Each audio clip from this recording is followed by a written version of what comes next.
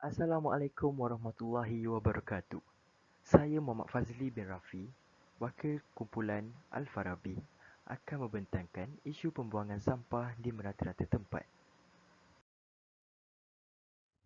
Pengenalan.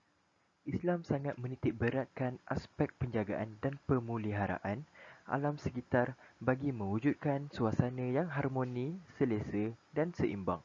Firman Allah Subhanahu Wa Taala, dan janganlah kamu berbuat kerosakan di bumi sesudah Allah menyediakan segala yang membawa kebaikan padanya. Surah Al-A'raf ayat ke-56. Alam sekitar adalah milik mutlak Allah yang dipinjamkan kepada manusia untuk kelangsungan hidup dan pembangunan tamadun. Firman Allah Subhanahu Wa Taala, Allah jualah yang menguasai alam langit dan bumi serta segala yang ada padanya. Dan dia jualah yang maha kuasa atas tiap-tiap sesuatu. Surah Al-Maidah ayat ke-120. Kebaikan tidak membuang sampah secara merata-rata. Alam sekitar yang bersih dapat menghindarkan kita daripada penyakit. Alam sekitar yang kotor boleh mendatangkan penyakit kepada kita kerana banyak binatang perosak suka tinggal di tempat yang kotor. Antara binatang yang suka tinggal di tempat yang kotor adalah tikus, lipas, nyamuk dan khinzir. Seterusnya, alam sekitar yang bersih dapat memajukan sektor pelancongan negara. Sektor pelancongan negara amat penting kepada negara kerana sekiranya sektor pelancongan maju, maka secara tidak langsung ekonomi negara juga turut maju.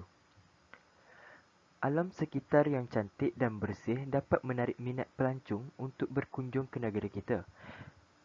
Kehadiran pelancong ini akan menambahkan pendapatan negara kita, seterusnya dapat memajukan negara kita.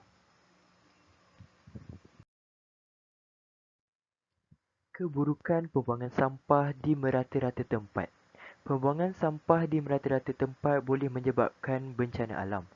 Antara bencana alam yang boleh berlaku disebabkan pembuangan sampah di merata-rata tempat ialah banjir kilat apabila hujan turun dengan lebat. Hal ini kerana sikap pembuangan sampah di merata-rata tempat seperti di longkang dan di sungai yang menyebabkan pengaliran air terhalang oleh sampah sarap tersebut. Kemudian air melimpah dan mula banjir.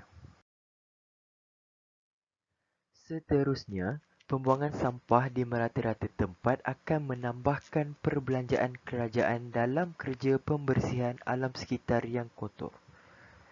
Projek pembersihan alam sekitar yang kotor memerlukan dana yang banyak. Hal ini akan mendatangkan kerugian kepada ekonomi negara dan negara tidak dapat berkembang maju kerana dana yang sepatutnya diguna pakai bagi pembangunan negara perlu disumbangkan kepada kerja-kerja pembersihan alam sekitar yang kotor. Kesimpulannya, kewujudan segala unsur dalam alam semesta adalah saling bergantung antara satu sama lain dalam kerangka tindak balas dan kebergantungan yang cukup majmuk dan harmonis. Keharmonian inilah yang menghidupkan keseimbangan yang menjadi kunci utama kesejahteraan hidup segala komponen alam di atas muka bumi.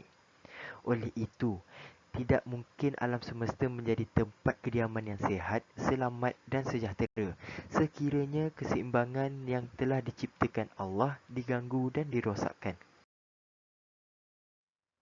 Pembuangan sampah di merata-rata tempat banyak mendatangkan kesan yang buruk kepada semua pihak. Pembuangan sampah di merata-rata tempat juga adalah suatu perbuatan yang tidak matang dan tidak sepatutnya diterapkan kepada generasi yang akan datang. Oleh itu, semua pihak haruslah bekerjasama dalam menangani isu pembuangan sampah di merata-rata tempat bagi memastikan alam sekitar kita kekal bersih.